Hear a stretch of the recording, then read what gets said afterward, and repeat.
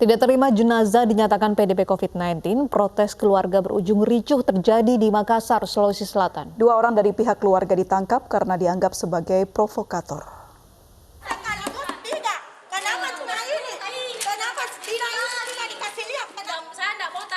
Protes keras pihak keluarga pasien berlangsung di ruang perawatan Rumah Sakit Islam Faisal, Kota Makassar, Sulawesi Selatan.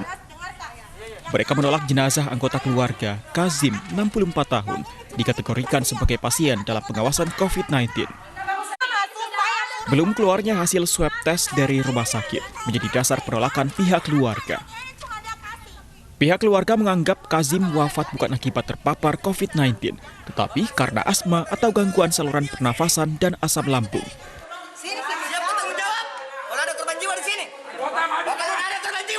Sementara rumah sakit menyebut Kazim sebagai PDP COVID-19 karena riwayat penyakit yang dideritanya sejak dirawat pada tanggal 1 Juli lalu.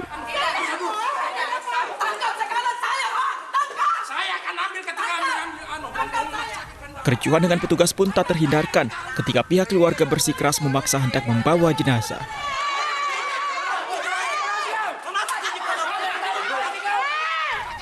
Agar keributan tak meluas, petugas menahan 2 orang dari pihak keluarga yang dianggap sebagai provokator.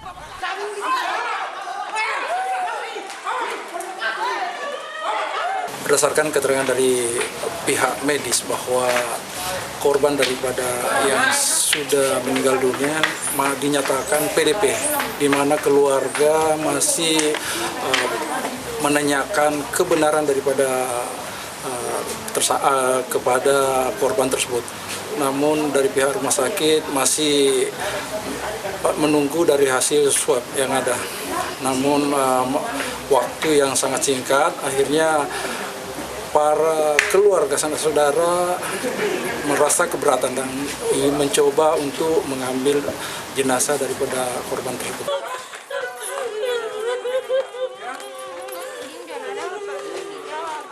Setelah digelar mediasi antara keluarga dan rumah sakit, jenazah Kazim akhirnya dimakamkan sesuai protokol kesehatan COVID-19 di TPU COVID-19 di Kabupaten Goa, Sulawesi Selatan.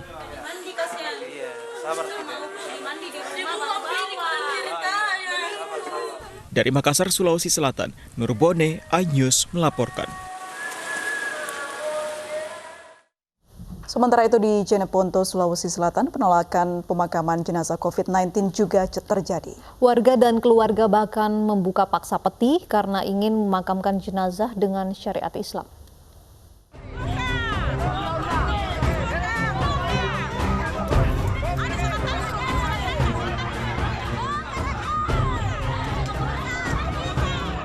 Inilah video amatir saat warga mencegah pemakaman jenazah pasien COVID-19 di Kampung Beru, Bungung Lompoa, Kabupaten Jeneponto, Sulawesi Selatan. Polisi yang berada di lokasi tidak dapat berbuat banyak lantaran banyaknya warga di lokasi.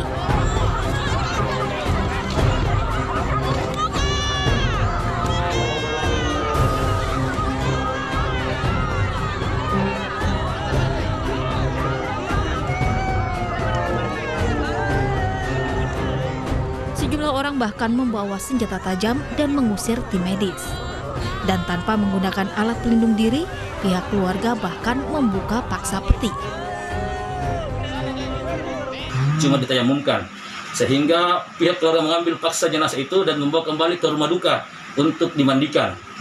Sehingga kami dari petugas kesehatan mundur secara teratur bersama pihak keamanan, kami diamankan untuk menyelamatkan diri dan jenazah dibawa ke rumah duka. Belum ada keterangan dari gugus tugas COVID-19 dan polisi di Jeneponto terkait pengambilan paksa jenazah ini. Dari Jeneponto, Sulawesi Selatan, Sulaiman Nai, iNews melaporkan. Pengambilan paksa jenazah pasien COVID-19 pernah terjadi di sejumlah daerah. Pihak keluarga tidak setuju jika pasien dimakamkan dengan protokol kesehatan.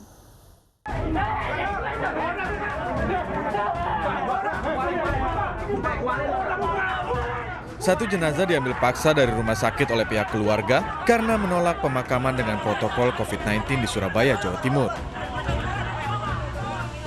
Pihak keluarga menganggap pasien meninggal bukan karena corona. Namun berdasarkan keterangan rumah sakit, pasien berstatus PDP dengan gejala sesak nafas dan seharusnya dimakamkan dengan protokol COVID-19.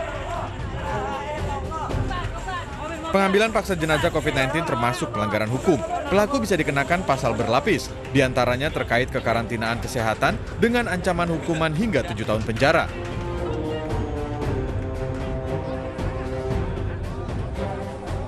Percobaan pengambilan paksa jenazah COVID-19 juga terjadi di depan Rumah Sakit Khusus Daerah Dadi Jalan Lanto Daeng Pasewang, Kota Makassar, Sulawesi Selatan.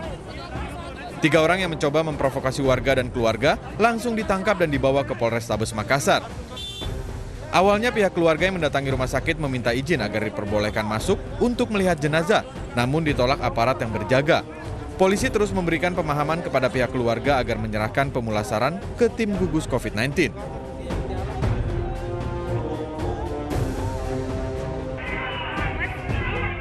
Direktorat Reserse Kriminal Umum Polda Sulawesi Selatan menetapkan 32 tersangka kasus pengambilan paksa jenazah pasien positif COVID-19 di Rumah Sakit Labuang Baji, Kota Makassar, Sulawesi Selatan pada 5 Juni 2020 lalu. 13 diantaranya ditahan di Mapolda Sulsel setelah ditangkap pada 26 Juni lalu di sejumlah lokasi di Kota Makassar. Tim Liputan iNews melaporkan. 10 jenazah yang dimakamkan dengan protokol COVID-19 di tempat pemakaman umum Cikadut, Kota Bandung, Jawa Barat digali kembali dan diserahkan ke pihak keluarga. Hal ini setelah ke-10 jenazah tersebut dinyatakan negatif COVID-19 hasil swab test.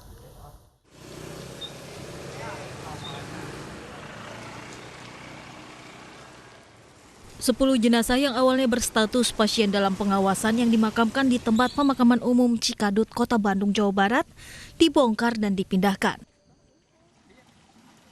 Hal ini setelah hasil swab test menunjukkan jika ke-10 jenazah tersebut dinyatakan negatif COVID-19. 10 jenazah ini awalnya dimakamkan dengan protokol kesehatan. Pemindahan ini sendiri atas permintaan dari ahli waris agar jenazah dimakamkan di tempat yang sesuai dengan keinginan keluarga. Ini COVID, tapi belum tentu positif kan. Nah, karena perlu kami sampaikan juga ada beberapa yang sudah oleh keluarganya ditarik lagi. Jadi mungkin pas meninggal, dia sebelum meninggal dicek dulu, tapi keburu meninggal. Nah, hasilnya ternyata negatif. Hingga saat ini sudah ada 70 jenazah positif dan PDP COVID-19 yang dimakamkan di TPU Cikadut, Kota Bandung. Dari Bandung, Jawa Barat, Billy Maulana Fikran, iNews melaporkan. Pemirsa, video seorang pasien positif corona mendapatkan kejutan ulang tahun dari tim medis Rumah Sakit Umum Madani Palu, Sulawesi Tengah viral di jagat maya. Kejutan diberikan untuk menyemangati pasien agar cepat sembuh.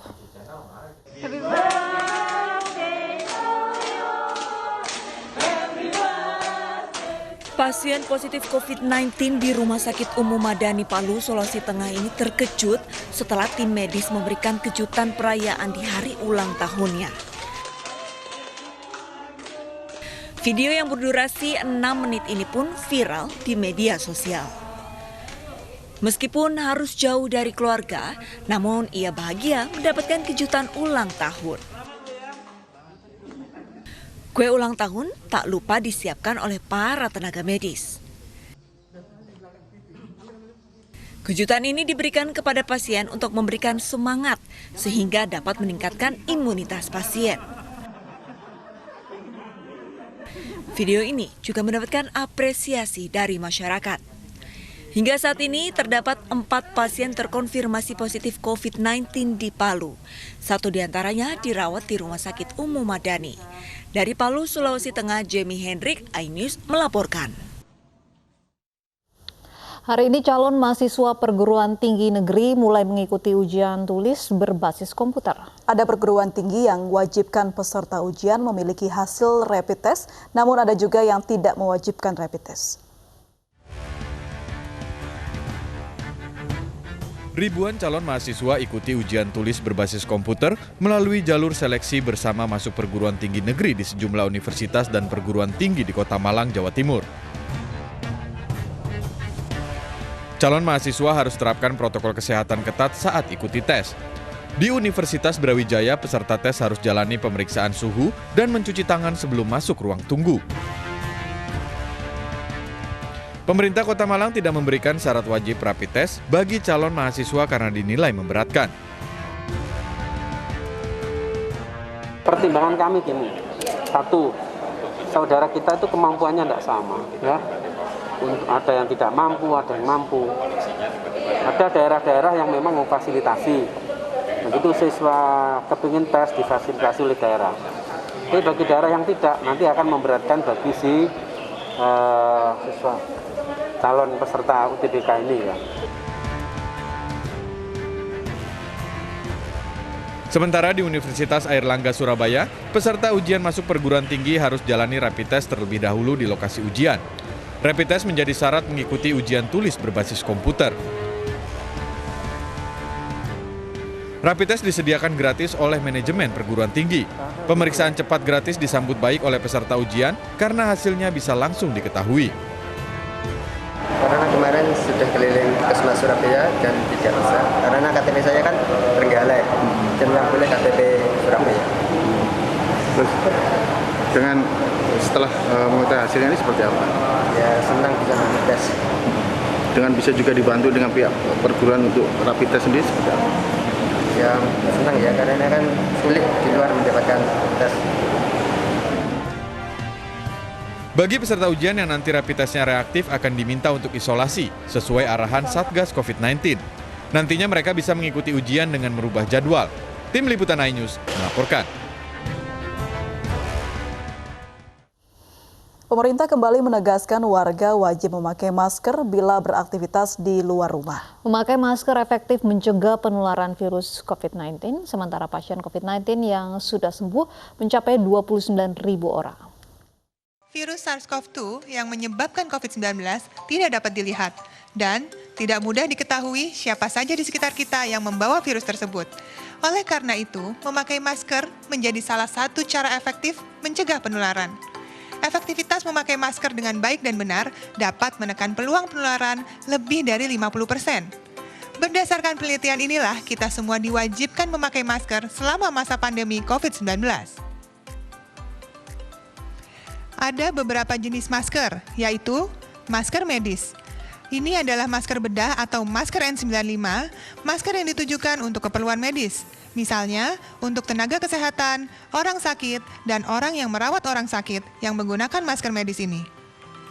Selanjutnya adalah masker non-medis, yaitu masker kain. Orang sehat cukup menggunakan masker kain. Masker kain yang direkomendasikan adalah masker yang memiliki 3 lapisan kain.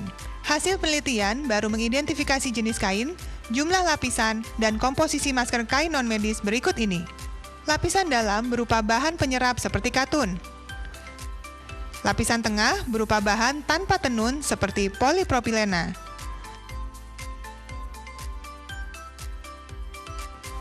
Lapisan luar berupa bahan yang tidak mudah menyerap air seperti polyester atau campuran polyester.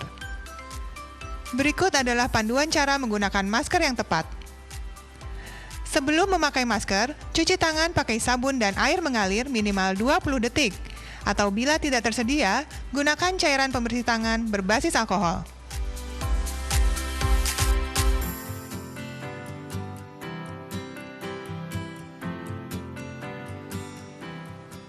Pasang masker untuk menutupi mulut dan hidung dan pastikan tidak ada sela antara wajah dan masker.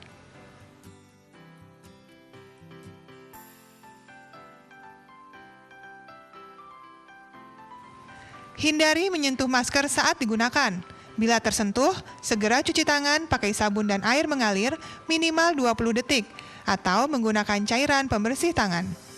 Masker kain dapat dipakai maksimal hanya 4 jam dan harus diganti dengan masker baru dan bersih apabila masker yang dipakai basah atau lembab. Masyarakat disarankan membawa beberapa masker untuk beraktivitas. Untuk membuka masker, lepaskan dari belakang perlahan-lahan dengan hanya menyentuh bagian talinya, menjauhi wajah dan pakaian. Jangan sentuh bagian depan masker. Untuk masker 1 kali pakai, segera buang di tempat sampah tertutup atau kantong plastik. Untuk masker kain, masukkan ke dalam kantong kertas atau kantong kain atau menggunakan kantong plastik. Pisahkan dari barang bawaan yang lain. Sesampai di rumah, segera cuci dengan deterjen. Pemakaian masker hanya efektif apabila kita menerapkan protokol kesehatan lainnya dengan disiplin. Tetap jaga jarak aman antara 1 dan 2 meter, Cuci tangan dengan sabun dan air mengalir selama setidaknya 20 detik. Lakukan protokol kesehatan dengan baik dan benar, maka kita segera bisa putus rantai penularan COVID-19. Mari berupaya agar pandemi dapat segera kita lalui. Hari ini kami melakukan pemeriksaan spesimen sebanyak 21.054 spesimen.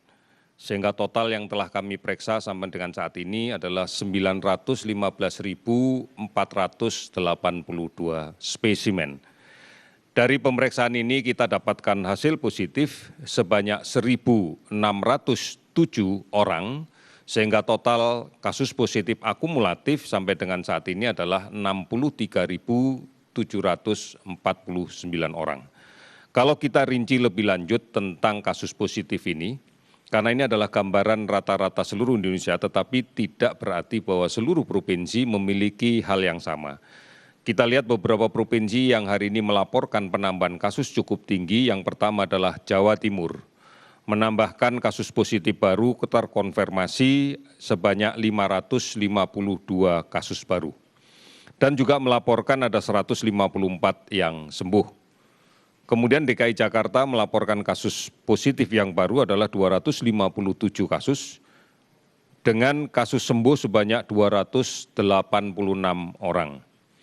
Jawa Tengah melaporkan 208 orang kasus baru dan melaporkan sembuh 50 orang. Kemudian Sulawesi Selatan melaporkan kasus baru 136 orang dan kasus sembuh 95. Usai dibuka kembali objek wisata pantai di Pandeglang, Banten diserbu wisatawan. Kami kembali usai jeda berikut.